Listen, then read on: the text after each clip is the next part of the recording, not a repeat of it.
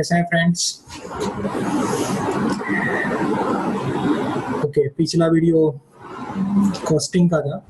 Now we are going to do one very good question of financial management November 2019 examination question.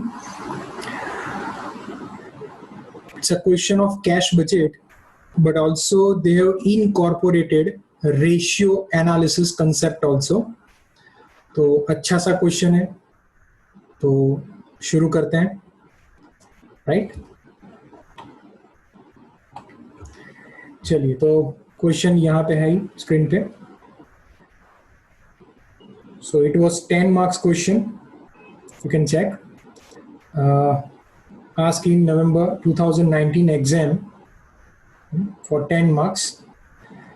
Question 3 था, तो read करते हैं. Slide Limited is preparing a cash flow forecast for 3 months period from January to end of March.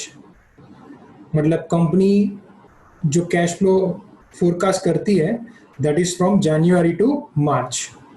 और वैसे भी आगे भी बताया था मैंने, इवन कॉस्टिंग में भी आपको याद हो तो कि हर एक चैप्टर का कुछ ना कुछ सीक्वेंस होता है and accordingly you should refer and solve the question. Similarly in this question, if you don't want to read the whole question, by referring first para only you will come to know कि ये कौन से chapter का हो सकता है. And that is for cash flow forecast is given. That means it's all about cash budget. So while referring the first para will come to no this is a question relates to cash budget. और उसके बाद without wasting time go to the required part. तो required part में भी आप देख सकते हो क्या लिखा है कि प्रिपेयर अ कैश बजट. ठीक है ना, prepare a cash budget, right, for the months of January, February and March, and calculate the cash balance at the end of each month in 3 months period. Obviously when you are going to prepare cash budget, so closing cash balance will be there. तो वो तो find out करेंगे ही हम, right? चलिए, तो question समझ में आ गया कि भाई कैश बजट का क्वेश्चन है. इवन सेकंड पॉइंट जो पूछा है कैश बजट के बाद, that is calculate the forecast current ratio. Forecast मतलब जो एस्टिमेटेड हम ये फोरकास्टिंग कर रहे हैं कैश बजट का, based on those data you need to calculate current ratio also at the end of 3 months. 3 महीने का नहीं, but at the end of 3 months whatever will be the current assets and current liability, based on that you are supposed to calculate current ratio. तो current ratio prepare करना है, find out करना है, और यहाँ पे कैश बजट करना है. बराबर है, कैश बजट करना है. चलिए, तो रिफर करते हैं क्या क्या पॉइंट है. जैसे मैं ऑलवेज बोलता हूँ समराइज करते जाओ क्वेश्चन रीड करते टाइम, तो मैं यहाँ पे समराइज कर रहा हूँ. फर्स्ट जो लिखा है और समझ में आ गया रिक्वायर्ड पार्ट के बेसिस पे. So now you can understand from the required part that you are suppose to prepare cash budget for January, February and March, right? Okay, अब आगे पढ़ना शुरू करते हैं. The following sales volume दिया है, देखो.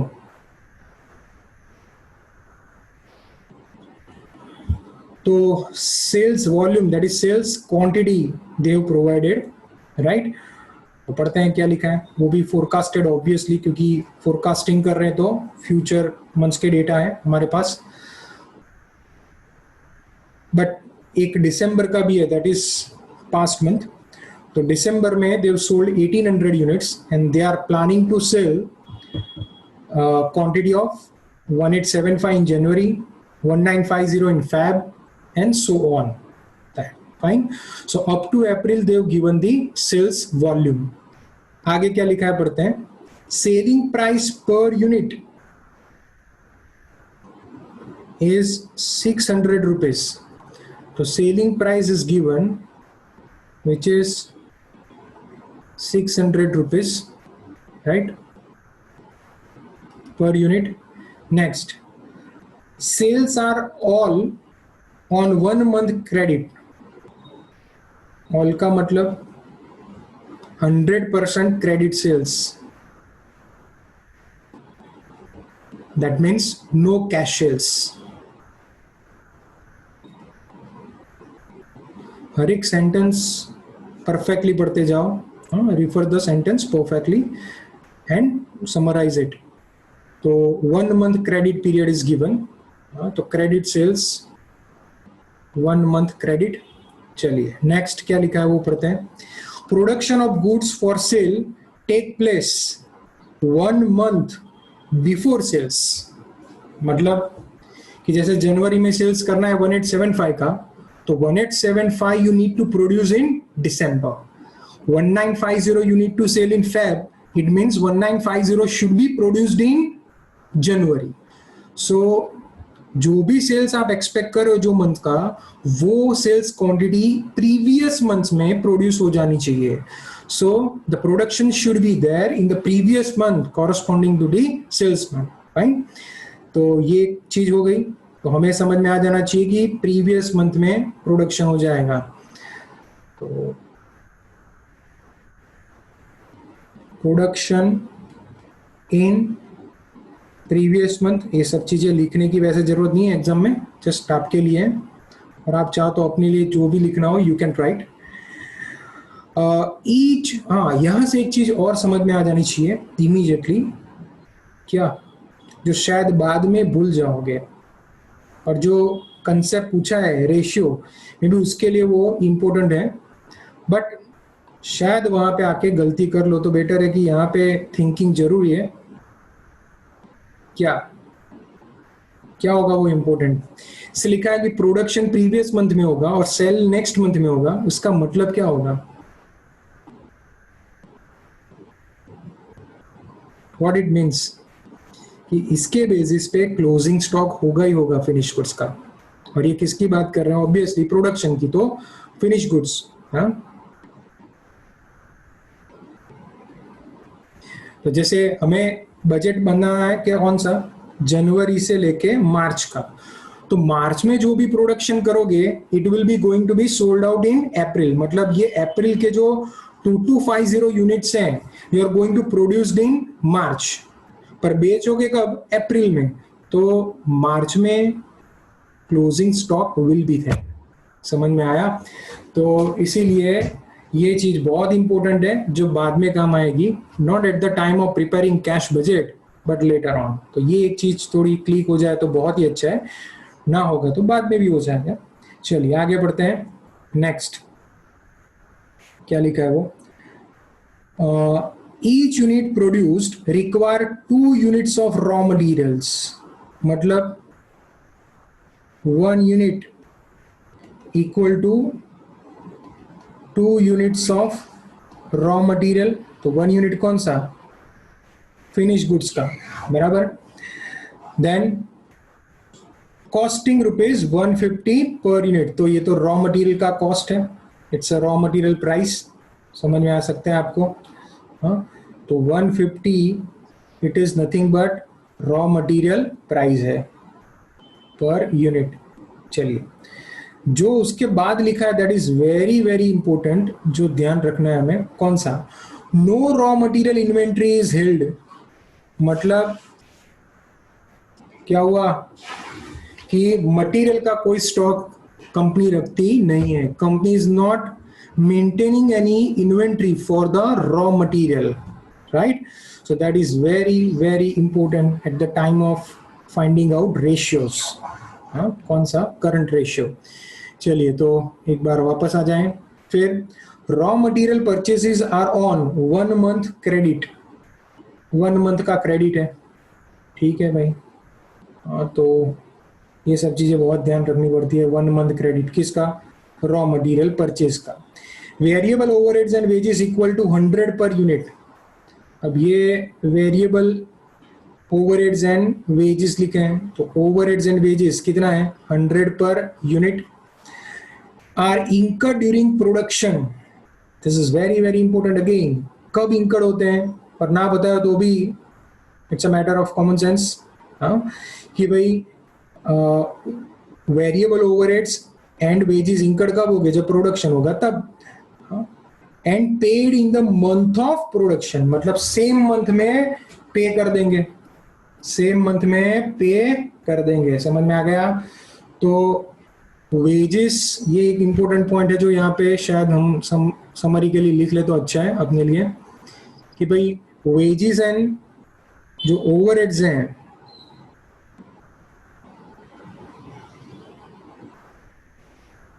इंकर्ड कब होंगे,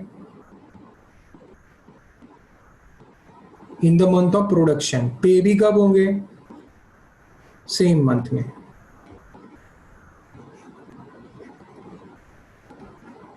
मंथ ऑफ प्रोडक्शन। चलिए आगे। द ओपनिंग कैश बैलेंस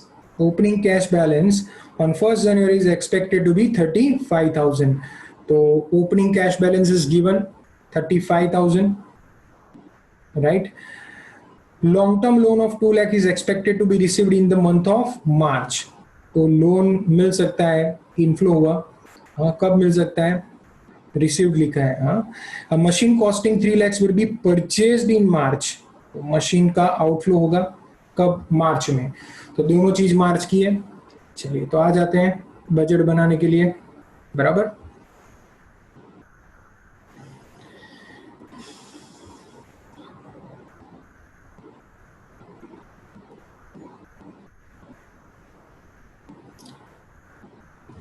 तो क्वेश्चन समझ में आ चुका होगा आपको।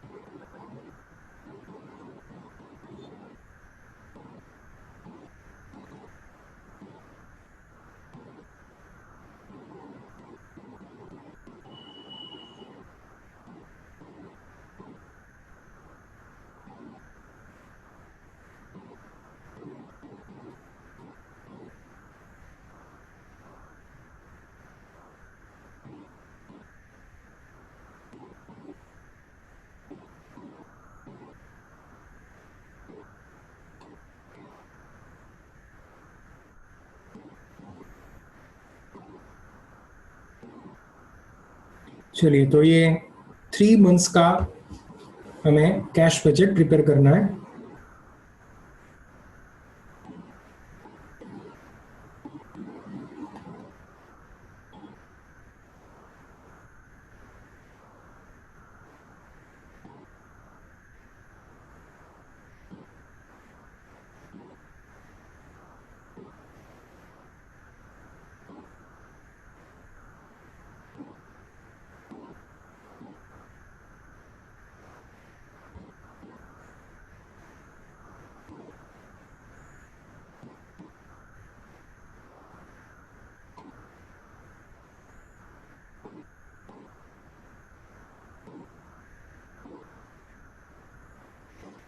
फाइन, तो पेमेंट्स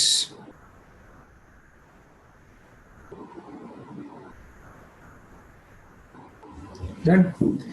तो cash budget January, February and March के लिए, ओपनिंग कैश बैलेंस, फिर रिसिट्स एंड पेमेंट्स। जरा हाईलाइट कर दें, जनवरी, फरवरी, मार्च, these are the receipts and these are the payments.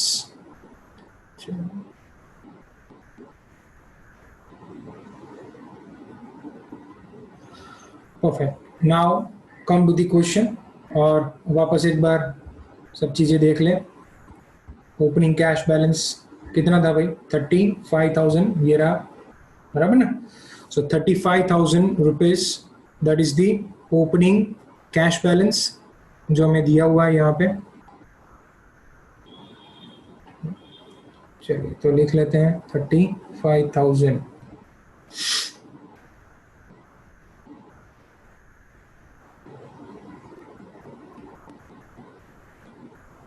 Okay next, अब इसके बाद we need to go for different workings. जैसे सेल्स का है तो वन बाय वन ही शुरू करना है. कैश बजट भी जब सॉल्व करो ये क्वेश्चन तो वही वापस वही पैराग्राफ फॉर्म में ही हमें जाना है. सबसे पहले सेल्स का डेटा था और हमें पता है कि 100% sales will be on credit base, तो वही चीज हम यहाँ पे वापस ले लेंगे.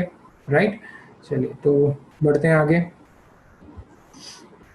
तो याद रहे कि सेल्स हमारा 100% कौन सा है? Yes, that is credit sales.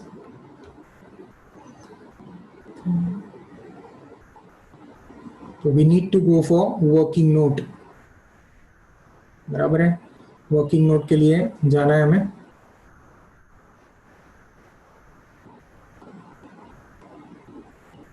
चलिए तो working note number 1, collection from debtors. बराबर है, कलेक्शन फ्रॉम डेटर्स ढूंढो, उससे पहले we need to calculate the sales amount. बराबर, और उसके लिए we are having first of all sales quantity. Okay, so sales quantity is given, that is starting from December, January, Feb, March, April. right? अब दिसंबर की जो sales quantity है and that is कितनी है? तो 1800, देन 1875, 1800, 1875, next 1950 and 2100, 1950 एंड 2100. अप्रैल का लिखने की जरूरत है? नो. क्यों? बिकॉज कलेक्शन के लिए क्रेडिट टर्म्स क्या है? 1 मंथ का. हमने यहाँ पे लिखा ही था इफ यू रिमेंबर कि क्रेडिट सेल्स के लिए 1 मंथ दैट इज ड्यूरेशन है. राइट, तो इसीलिए अप्रैल का कुछ करने की जरूरत नहीं, because it is going to be received in May, not even March. वो भी जरूरत नहीं है, पर लिख लेते हैं. चलिए, तो sales quantity will be multiplied with selling price which is 600. चलिए तो जल्दी कैलकुलेशन शुरू कर दें आप भी.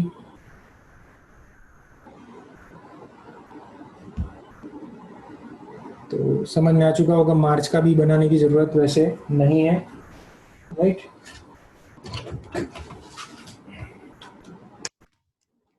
Fine. So 1800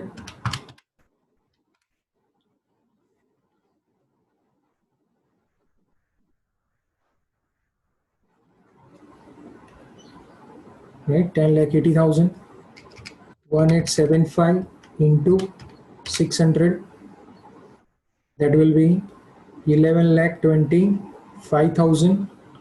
next 1950 into 600 is 11. Fine. और जैसे बताया मार्च की जरूरत नहीं है तो वी कैन स्किप इट, यहाँ से उड़ा ही देते हैं. चलिए, तो ये हो गया आपका सेल्स, जो बहुत इजी ट्रांजैक्शन दिया हुआ है. अब ये क्रेडिट सेल्स हो गया, और इसके बाद हम लिखेंगे कलेक्शन. तो ये कलेक्ट कब कर पाओगे आप? ऑब्वियसली जनवरी में. राइट, तो 10,80,000 यहाँ पे, ये और ये मार्च में.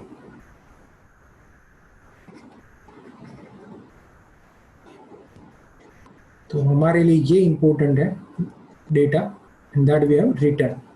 तो याद रखेंगे 1 मंथ क्रेडिट है, दैट मीन्स दिसंबर का payment will be made in January, जनवरी का फेब, फेब का मार्च में. So that's all for this working note. बराबर है ना? चलिए, तो ये वर्किंग नोट हमारा कंप्लीट हो गया. तो बेस्ड ऑन दिस हम लिख लेते हैं 10,80,000 यहाँ पे। रिसिट में क्या लिखेंगे, collection from debtors, collection from debtors.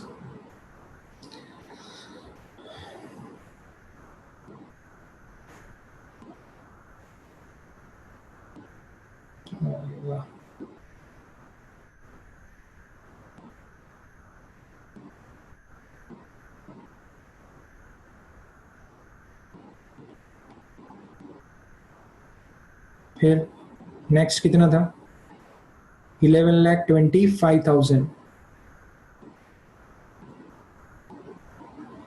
Okay, next 11,70,000। Done. चलिए, सेल्स का कंप्लीट करने के बाद अब आ जाते हैं उसके बाद वाले पॉइंट पे, जहां पे लिखा था कि production of the goods take place 1 month before the sales. तो वापस वैसे ही प्रोडक्शन 1 महीने पहले होता है, बराबर है। और जिसके बाद प्रोडक्शन क्वांटिटी के बेस पे ही हम क्या फाइंड आउट करेंगे, प्रोडक्शन का वैसे कोई रिलेशन नहीं है कैश बजट में, पर based on production we can calculate raw material purchases, right. कितना किया होगा है तो कंजम्पशन, और कंजम्पशन के बेस पे परचेज ढूंढेंगे। परचेज का भी जो ड्यूरेशन होगा accordingly we can calculate the payment, right. Okay, कई बार ऐसा होता है कि ज्यादा समझ में ना आए कौन से मंथ का, तो हर एक मंथ का डेटा ले लो, कैलकुलेट कर लो, सिंपल, बराबर है। उसके बाद आप कैलकुलेशन कर लेना, तो ज़्यादा टेंशन लेने की ज़रूरत नहीं है। चलिए, तो नीचे वापस एक बार वर्किंग नोट पे जाते हैं। ये फर्स्ट वर्किंग नोट था हमारा। सेकंड वर्किंग नोट कौन सा, पेमेंट टू क्रेडिटर्स। अब पेमेंट टू क्रेडिटर्स करें, पर उससे पहले क्या फाइंड आउट करना है, प्रोडक्शन। देखो, दिसंबर का काम आ सकता है प्रोडक्शन, याद रखना प्रोडक्शन लिखने जा रहे हैं, तो ज़्यादा टेंशन ना लेना हो तो सब लिख लो, दिसंबर, जनवरी, फेब, मार्च एंड अप्रैल। अब जैसे बोला था कि जो भी मंथ का सेल्स होगा वो उसके प्रीवियस मंथ में प्रोड्यूस्ड हो जाएगा, तो स्टार्टिंग विद दैट रिवर्स शुरू करते हैं। अप्रैल का था 2250, कब प्रोड्यूस होगा, मार्च में, यहाँ पे 2250, बराबर है। फिर मार्च का 2100 है, कब होगा, फेब में, राइट। फिर फरवरी का 1950 है, कब होगा, जनवरी में। और जनवरी का 1875 है, कब होगा, दिसंबर में। चलिए, तो ये प्रोडक्शन हमें मिल गया। अब एक यूनिट के लिए हमें कितने रॉ मटेरियल चाहिए, 2 units of raw material require, तो 2 से मल्टीप्लाई कर लेते हैं, तो ये हो जाएगा हमारा रॉ मटेरियल कंजम्पशन। पर एज सच रॉ मटेरियल का स्टॉक नहीं है, इसीलिए कंजम्पशन विल बिकम परचेस। लिखा है ना, company is not maintaining raw material stock, that's why the consumption will become purchases. इसे लिख सकते हैं raw material consumption as well as purchase. तो 1 by 1, 1875, so this will be 3750, 1950 into 2, 3900, this will be 4200, right।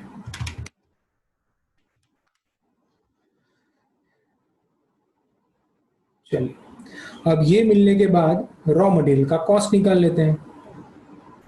तो cost of raw material कितना था भाई, cost of raw material I think 150, right. दिखाई दे ना, ये raw material cost is 150 50 per unit, तो 150 से मल्टीप्लाई कर लेते हैं। 150 150 150 150 will give you purchase cost.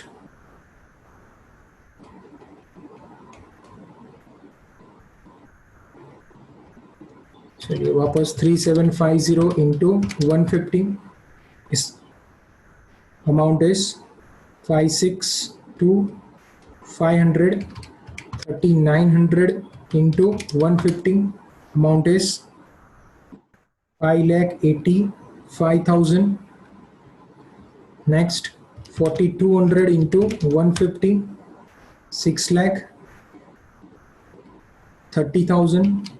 4,500 into 150 जो शायद काम नहीं आएगा, लिख लेते हैं, कोई बात नहीं, पूरा लिखा ही है तो ओके। अब इसके बाद लिखना है हमें पेमेंट टू सप्लायर या तो क्रेडिटर्स, बराबर है। चलिए तो आ जाते हैं, क्या लिखा है उसके टर्म्स में कि raw material purchases are on 1 month credit, बराबर है ना, और कब प्रोड्यूस करते हैं, सेल्स के 1 मंथ बिफोर। तो वो सब चीजें हमारी कंप्लीट हो गई। अब हमें पेमेंट की बारी है, तो पेमेंट कब करेंगे, यही ये दिसंबर का जो है वो पेमेंट कब होगा, जनवरी में, जनवरी का फेब में, फेब का मार्च में, और मार्च का अप्रैल में। बट हमें नहीं चाहिए क्योंकि हमें वो चीज़ अभी रिक्वायर्ड नहीं है, हमारे लिए जनवरी से मार्च का डेटा ही काम का है। So we need from January to March only. So December payment will be made in January, January is in Feb, and Feb का payment will be made in March. So this is done, और ये amount अभी हमें लिख लेना है वहाँ पे ऊपर। So 562,500, that is the first amount payment में।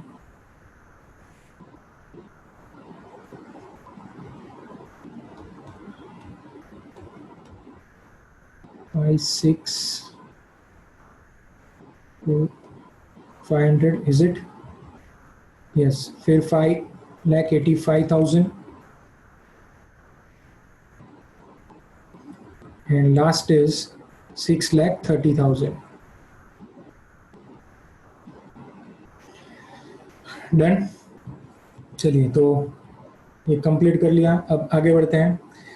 द ओपनिंग कैश बैलेंस, वो तो आगे, सॉरी, वेरिएबल ओवरहेड्स की बात है। Variable overheads and wages equal to 100 per unit are incurred during the production and paid in the same month.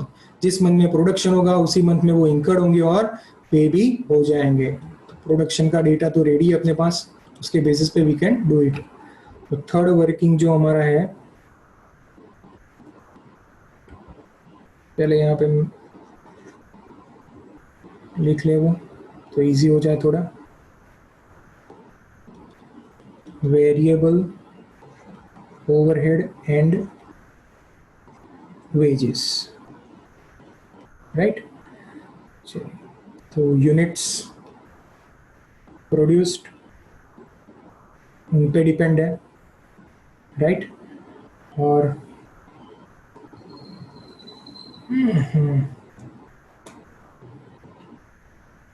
Notes लिखने थे ना,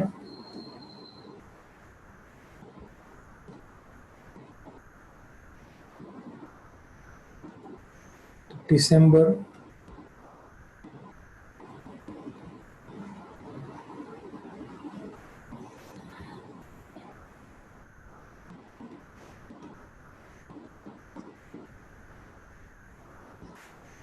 ओके, सेम मंथ में प्रोडक्शन जो भी होगा सेम मंथ में ये एक्सपेंस इंकर होके पे हो जाएंगे।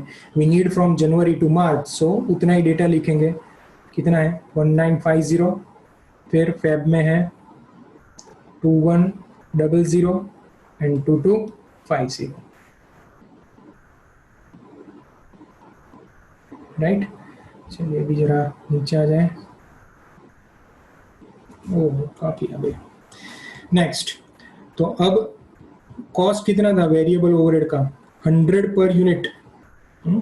Variable overheads and wages are 100 per unit, into cost per unit 100, 100, 100. So cost in amount payment will be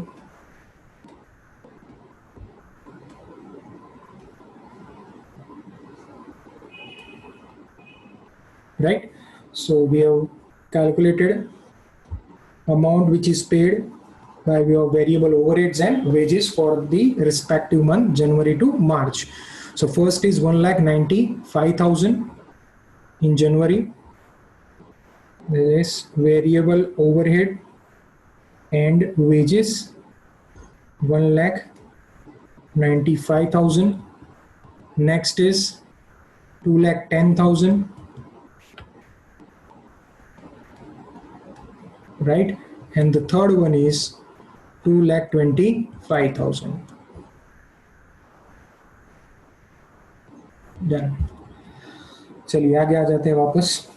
next फिर opening cash balance we have done.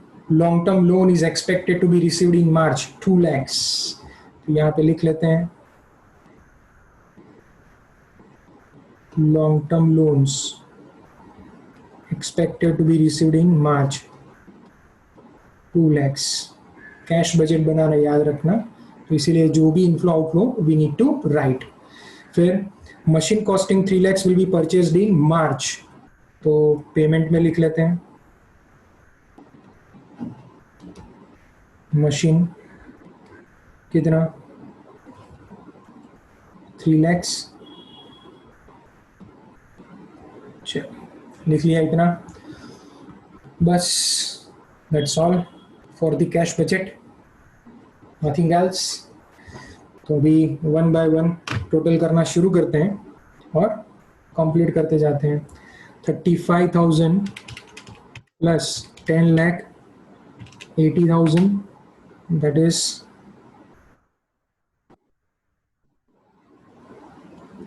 कितना होगा 11,15,000 बराबर है 11,15,000. और उसके सामने एक्सपेंस का भी टोटल करते जाते हैं, तभी तो क्लोजिंग कैश बैलेंस मिलेगा हमें. तो 562,500 plus 1,95,000. So 757,500. 757,500. This will be closing cash balance A minus B.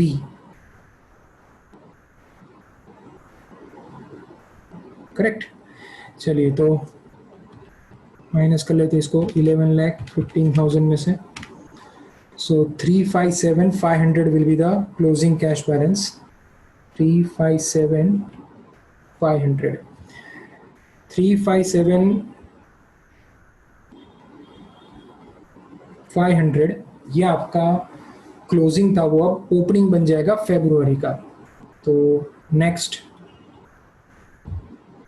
अभी टोटल करना है फेब का, बराबर ना.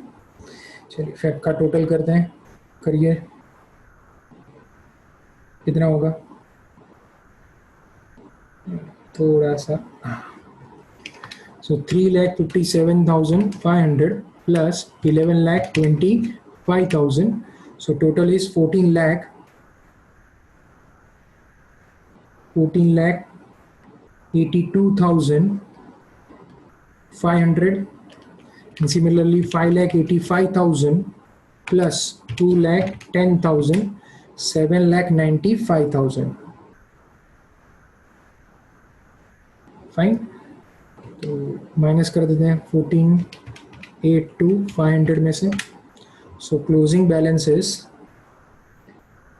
6,87,500 और यही आपका ओपनिंग हो जाएगा, बराबर ना. तो ओपनिंग बैलेंस लिख लेते हैं 6,87,500. 6,87,500 plus 11,70,000 plus 2 lakhs. So total is 20,57,500. 20,57,500. Next, 6,30,000 plus 2,25,000 plus 3 lakhs. So 11,55,000. 11,55,000 minus कर देते हैं. So closing balance will be 902,500. 902,500. तो हमने हर एक मंथ के क्लोजिंग कैश बैलेंस ढूंढ लिए. बराबर है. चलिए, तो ये आपका आंसर हो गया फर्स्ट पॉइंट का कि find out the closing cash balance. तो फोरकास्टेड क्लोजिंग कैश बैलेंस आपका ये हो गया. क्वेश्चन इजी है, पर 2-3 चीजें जो रेशियो के लिए इंपॉर्टेंट है तो समझ में आया होगा. वही अभी हमें नेक्स्ट पॉइंट में करना है. तो नेक्स्ट पॉइंट जो है आपका दैट इज रेशियो के लिए. चलिए, तो फॉर दैट पर्पस कितना रॉ मटेरियल का क्वांटिटी है, कितना फिनिश गुड्स का क्वांटिटी है, that you have to remember and accordingly वो current asset and current liability का स्टेटमेंट बनाना है. So just like working capital statement बना रहे हो वैसा ही कुछ यू कैन से. तो इन्होंने एक ही क्वेश्चन में दोनों कंसेप्ट कर लिए. कैश बजट भी पूछ लिया and they have also asked indirectly working capital statement and based on that they have asked you to calculate current ratio. So 3 elements actually indirectly they have taken, right? तो शुरू करते हैं वो भी current ratio के लिए. Now you know very well कौन कौन से इसमें करंट एसेट हैं और करंट लायबिलिटीज हैं.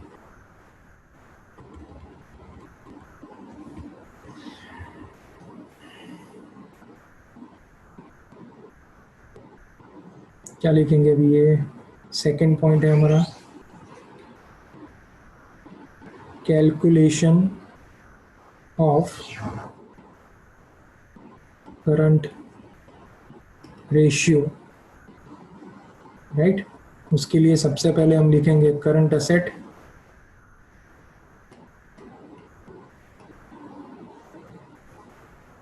And then current liabilities.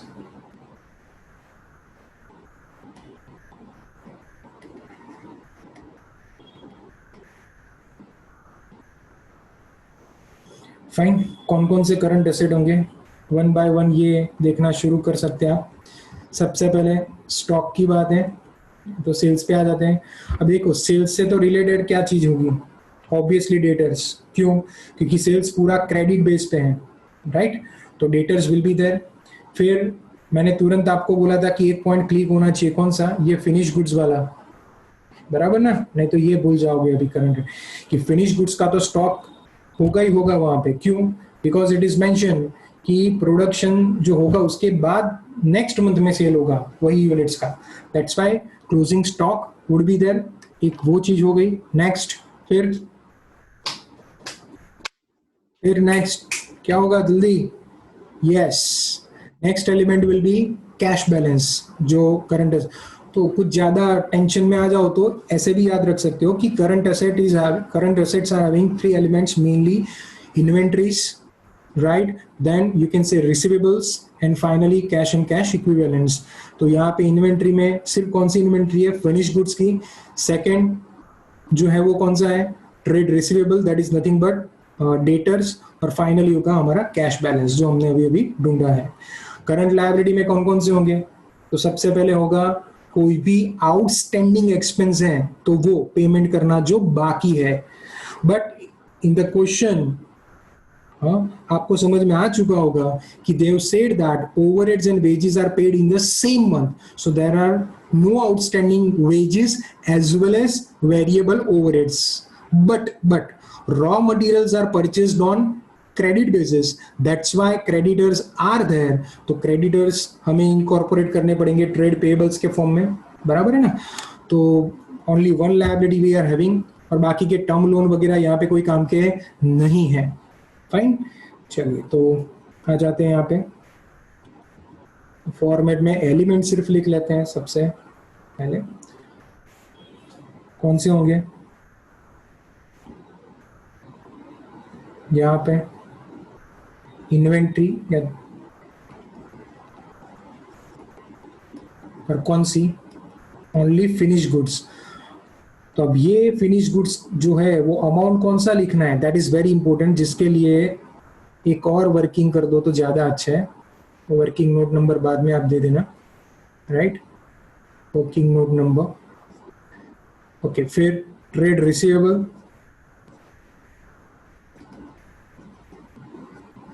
And finally cash balance, right? तो ये हो गया आपका करंट एसेट का टोटल। करंट लायबिलिटी में only we are having trade payables, और याद रहे कि हम ये कौन सा अमाउंट करने जा रहे हैं eight the end of March, current ratio find out करने जा रहे हैं, right?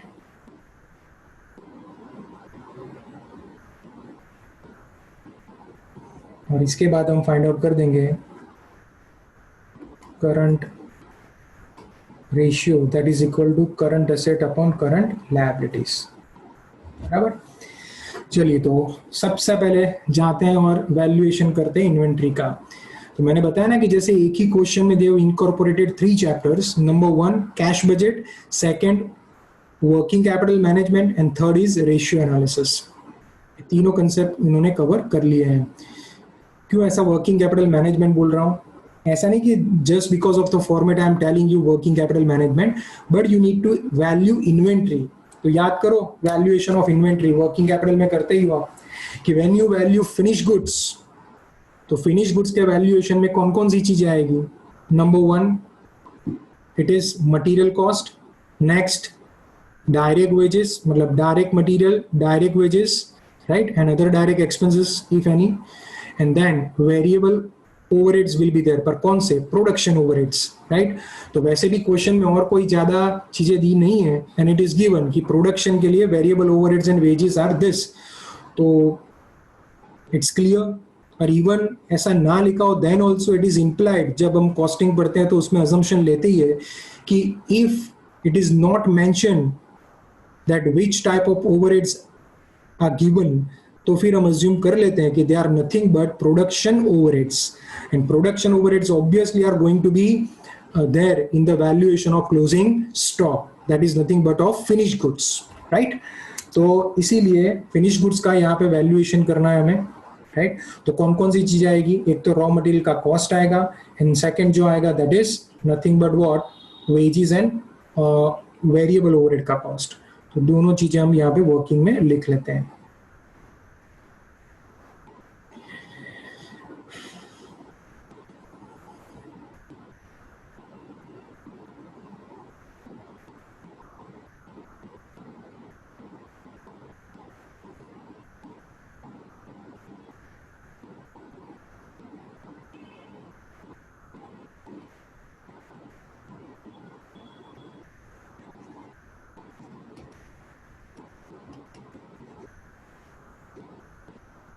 Valuation of finish goods, right? तो डायरेक्ट मटेरियल कॉस्ट कितना होगा और क्वांटिटी कितनी है रॉ फिनिश गुड्स की क्लोजिंग स्टॉक की, बिकॉज मार्च एंड में रेशियो ढूंढने जा रहे हैं, तो पोजीशन कौन सी होगी? मार्च एंड की, which we are going to record in this particular statement. तो इन्वेंट्री कितनी होगी मार्च की? बताओ, इज इट 2100 और 2250? ये मैंने पहले ही आपको एक्सप्लेनेशन में बता दिया था कि अप्रैल में जो भी सेल करोगे it is going to be produced in March. इसका मतलब मार्च में आप 2250 प्रोड्यूस तो करोगे, पर 2250 units are going to be sold in April, तो तब तक they are considered to be closing stock. So 2250 हमारे काम के हैं, that is very very important, don't forget it. 2250 into raw material cost है 150 आपको, right? And then variable overheads and direct wages 2250 into 100,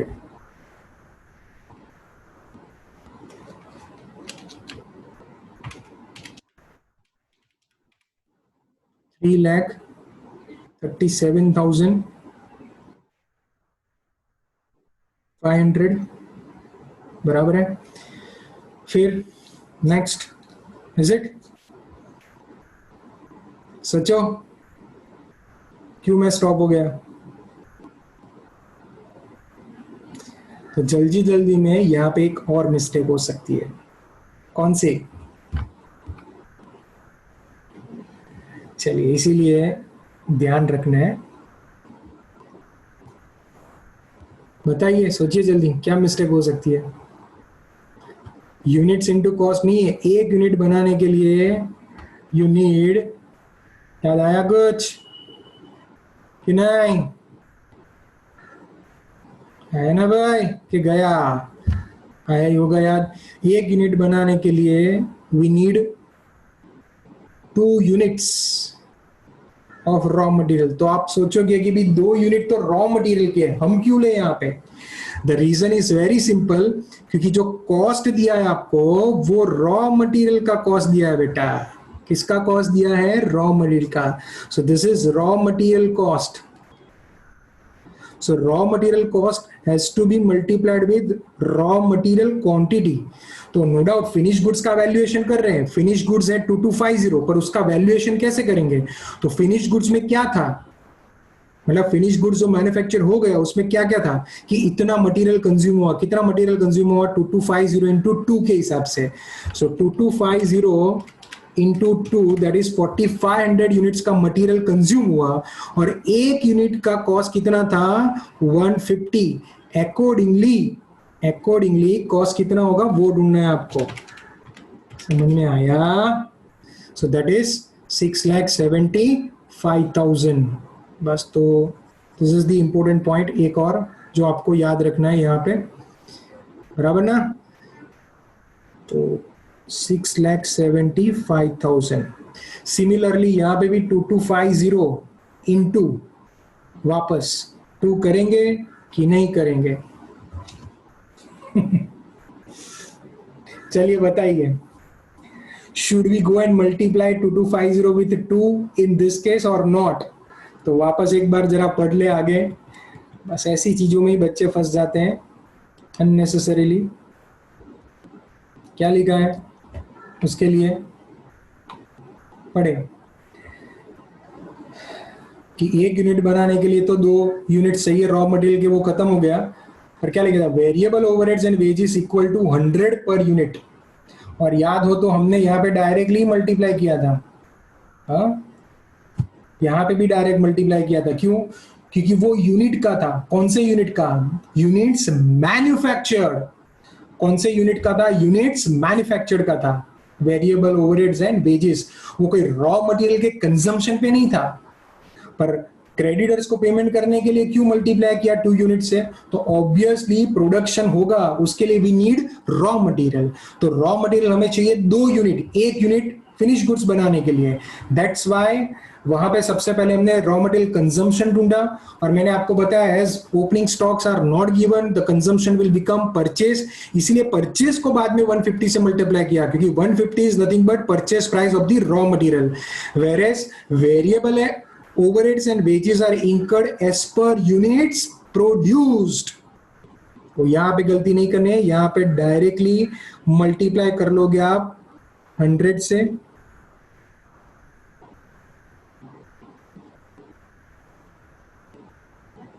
so very very important point, मैं highlight भी कर लेता हूं इसीलिए कि याद रहे भाई, ये 2 मल्टीप्लाई यहां पे करना है पर यहां पे नहीं है, राइट? क्योंकि ये रॉ मटेरियल कॉस्ट जो है वो डिपेंड किस पे है? रॉ मटेरियल कंजम्पशन पे। और इसीलिए आपके लिए लिख के रखते हैं यहाँ पे कि ये जो यहाँ पे आएगा कितना है? 4500 यूनिट्स। ये क्या है? Raw material quantity. पर वेरिएबल ओवरहेड डिपेंड किस पे है? On units manufacture. बराबर है?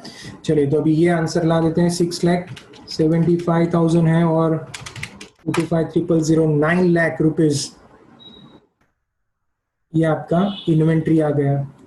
जो यहाँ पे स्टेटमेंट में लिख लेते हैं। भाई जब भी टेबल बनाओ रुपीज रुपीज लिखना सब प्रॉपरली, राइट। फिर है ट्रेड रिसीवेबल। ट्रेड रिसीवेबल मतलब डेटर्स, तो डेटर्स तो डायरेक्ट मिल जाएंगे हमें। मार्च एंड में कितने डेटर्स थे बताओ भाई, मार्च एंड में डेटर्स कितने थे, इसलिए बताया था, जो वहां पे हमने मिटा दिया एक्चुअली। हाँ तो नॉर्मली मैं ऐसा ही समझता हूँ कि सब लिख लेना अच्छा है, क्योंकि कभी भी काम आ सकता है। चलिए तो अभी वापस एक बार मजूरी करें। वेरी गुड, 2100 था ना।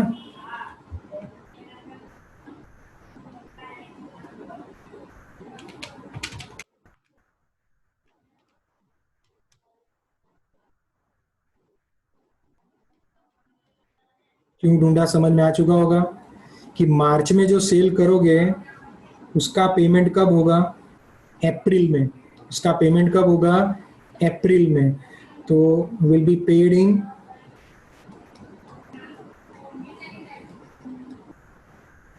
अप्रैल। तो तब तक वो क्या रहेंगे हमारे लिए, रिसीवेबल। तो इसीलिए 12,60,000 यहाँ पे लिखेंगे।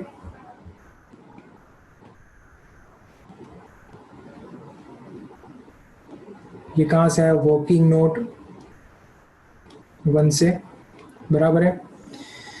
Okay, cash balance, cash budget के स्टेटमेंट से आया है, कितना है, 9,02,500।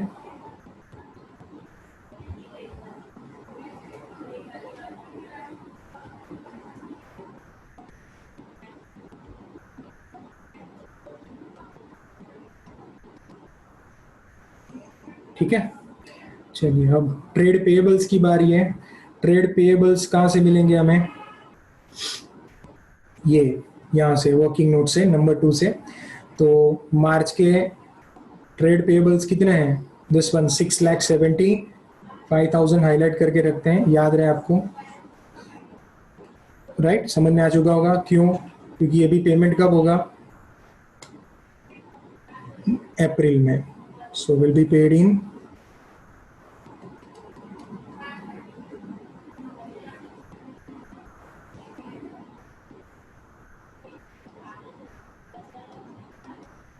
तब तक हमारे लिए आउटस्टैंडिंग है। तो ये वर्किंग नोट 2 से आ गए।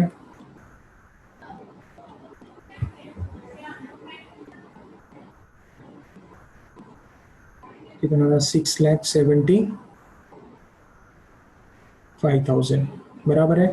और ये वर्किंग नोट हमारा कौन सा होगा, ये तो स्टेटमेंट है, सेकंड पॉइंट है। तो थर्ड के बाद this will be working note number 4, बराबर। चलिए तो करंट असेट का टोटल कर लेते हैं, 9 lakhs plus 12,60,000 plus 9,02,500. So current assets will be 30,62,500. 30,62,500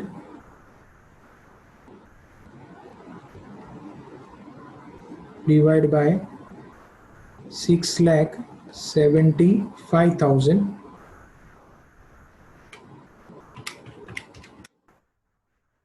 तो करंट रेशियो आपका आ जाएगा आंसर कितना, 4.537 times, right, approximately. So this will be your answer.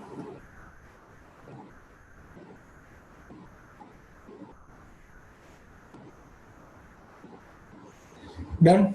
So it's a very good question. समझ में आ चुका होगा। अपेरेंटली ऐसा लगता है it's very easy question, no doubt है, but 2-3 places are there where you can make mistake. तो इसीलिए बहुत इंपॉर्टेंट है, कॉन्सेंट्रेट करके करना है क्वेश्चन। चलिए एक बार फटाफट वापस देख लें। हाँ, यहाँ से हमने शुरू किया था कि सेल्स वॉल्यूम देव गिवन, हाँ, फॉर डिफरेंट मंथ्स, दिसंबर से लेके अप्रैल तक, but we need collection from the debtors. क्यों? Because it is mentioned that all sales are on 1 month credit. That means 100% sales will be on credit basis. तो हमने sales का working पहले कर दिया यहाँ पे, right? ये रहा. तो sales का quantity into selling price and then accordingly हमें credit sales मिल गया, right? Credit sales मिलने के बाद we have calculated collection from the debtors. ये collection ढूंढ लिया, ये next month में, ये नेक्स्ट मंथ में, राइट, और फाइनली ये नेक्स्ट मंथ में. तो ये कलेक्शन फ्रॉम डेटर्स आ गया जो हमने उठा के ट्रांसफर कर दिया था यहाँ पे कैश बजट में. ये फाइन. नेक्स्ट फिर उसके बाद था रॉ मटेरियल का कंसेप्ट. तो रॉ मटेरियल के लिए हमने उसका वर्किंग कर लिया यहाँ पे. पेमेंट टू क्रेडिटर्स के लिए, पेमेंट टू क्रेडिटर्स के लिए सबसे पहले हमने यूनिट्स लिख लिए. यूनिट्स कैसे लिखे तो वो ध्यान रखना है कि अप्रैल का जो सेल्स था वो मार्च में, मार्च का जाएगा फेब में, फेब का जनवरी में, और जनवरी का दिसंबर में. अकॉर्डिंगली हमने ये यूनिट्स लिख लिए. उसको 2 से मल्टीप्लाई क्यों किया? क्योंकि हम मटेरियल कंजम्पशन और उसके बाद परचेज ढूंढने वाले थे. And once we get consumption के बेसिस पे हमने रॉ मटेरियल का कॉस्ट फाइंड आउट कर लिया. And after getting raw material cost वो हमारे क्रेडिटर्स हो गए इनडायरेक्टली. और उसका भी पेमेंट कैसा था? 1 मंथ आफ्टर. तो ये 1 मंथ आफ्टर वाले हो गए. और ये जो था वो हमारा आउटस्टैंडिंग था, राइट. तो पेमेंट टू क्रेडिटर्स हमने यहाँ पे लिख लिया, राइट. कंप्लीट हो गया. उसके बाद था वेरिएबल ओवरहेड्स एंड वेजेस का, जो मैंने बताया कि रॉ मटेरियल पे डिपेंड नहीं है, फिनिश गुड्स जो प्रोड्यूस्ड होगा उस पे डिपेंड है. अकॉर्डिंगली उसका वर्किंग कर लिया. प्रोडक्शन का डेटा ऑलरेडी हम कर चुके थे यहाँ पे, तो वही डेटा हमने यहाँ पे कॉपी कर लिया, ये जनवरी से मार्च का, ऊपर के टेबल से, सेकेंड टेबल से, और उसको मल्टीप्लाई कर लिया 100 रुपीज से, उसके कॉस्ट से. We have got cost of the variable overheads and wages which are paid in the same month of the production. Accordingly उन्हें यहाँ पे ट्रांसफर कर दिया वेजेस और वेरिएबल ओवरहेड्स को. Fine. After finishing that opening cash balance is given. तो वो हमने लिख लिया यहाँ पे सब 35,000 का. लोन अमाउंट एक्सपेक्टेड था मार्च में 2 लाख, तो वो हमने लिख लिया यहाँ पे रिसिट में. फाइन. फिर था मशीन का कॉस्ट 3 लाख जो परचेज करना एक्सपेक्टेड था इन द मंथ ऑफ मार्च, तो यहाँ पे लिख लिया. अकॉर्डिंगली रिसिट माइनस पेमेंट करके क्लोजिंग बैलेंसेस आ गए. फाइनल जो आया दैट इज 9,02,500.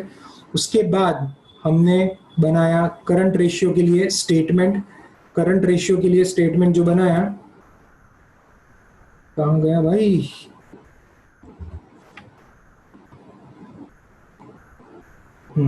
करंट रेशियो के लिए जो स्टेटमेंट बनाया हमने, अकॉर्डिंगली सबसे पहले हमने लिखा कि current assets, current liability. Current assets में कौन कौन से होंगे? So looking to the question you must easily कि रॉ मटेरियल इन्वेंट्री तो नहीं है but finish goods will be there.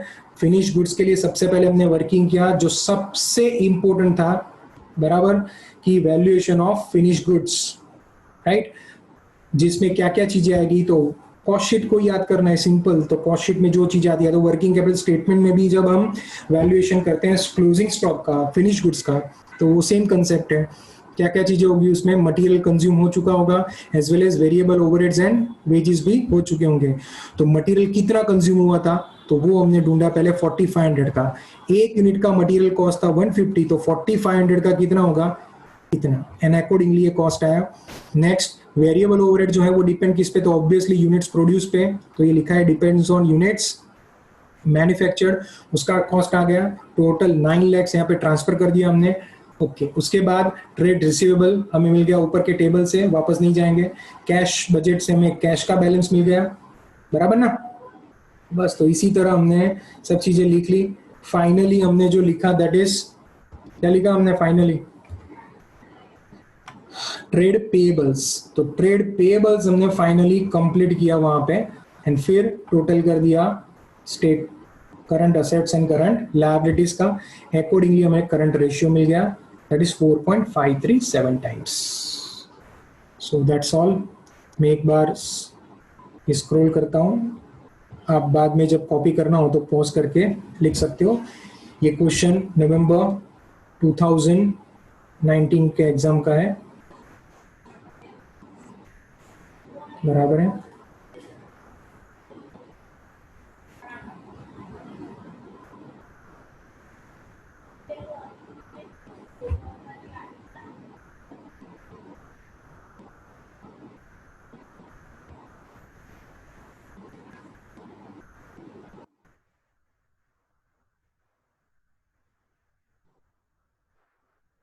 ठीक है, ये हुआ आपका कैश बजट। फिर उसके बाद ये सब वर्किंग नोट्स हैं। इसमें सबसे पहला वर्किंग नोट है डेटर्स का,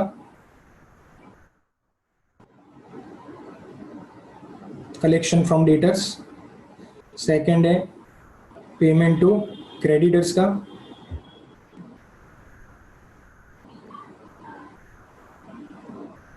फिर थर्ड जो है वेरिएबल ओवरहेड्स एंड वेजेस का। ठीक है, उसके बाद करंट रेशियो के कैलकुलेशन के लिए हमने ये स्टेटमेंट बना दिया।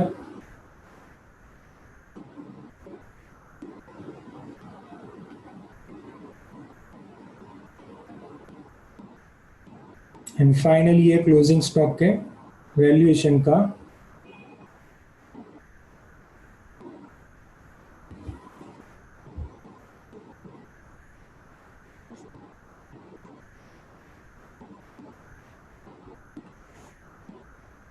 Thank you very much. Hope ये वीडियो पसंद आएगा आपको and the question is very important. Thank you, bye bye, take care.